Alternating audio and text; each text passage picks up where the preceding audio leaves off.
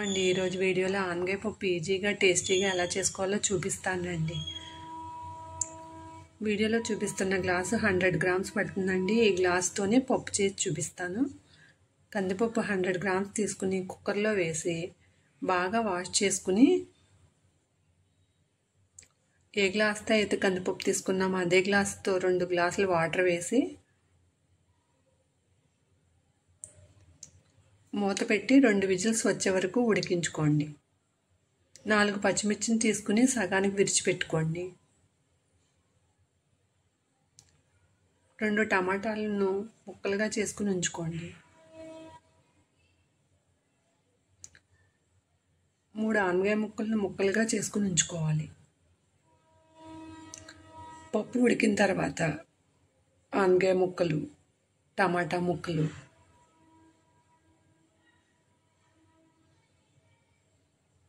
పచ్చిమిర్చి, 6 కనుమల చింతపండు, 1 స్పూన్ కారం,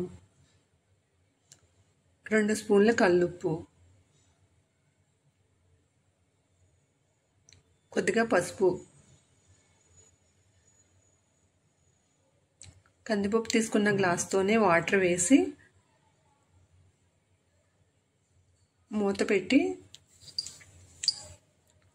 2 విజిల్స్ వచ్చే వరకు ఉడికించుకోండి. స్టవ్ వెలిగించి బాణలి పెట్టి ఆయిల్ వేసి ఆయిల్ కాగిన తర్వాత 1 స్పూన్ మినపప్పు, 10 వెల్లుల్లి రెబ్బలు వేసి వేగనివ్వండి. వెల్లుల్లి రెబ్బలు వేగుతూ ఉండగా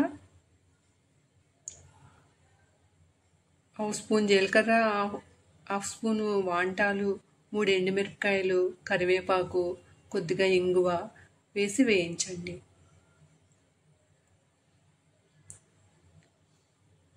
తాలింపు వేగిన తర్వాత ఉడికించుకున్న పప్పును అందులో వేసి కలుపుకోండి.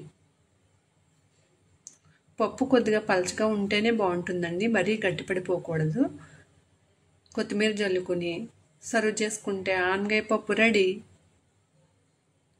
వీడియో నచ్చినట్టయితే లైక్ చేయండి, షేర్ చేయండి. Thank you for watching this video. Please subscribe my channel. Thank you.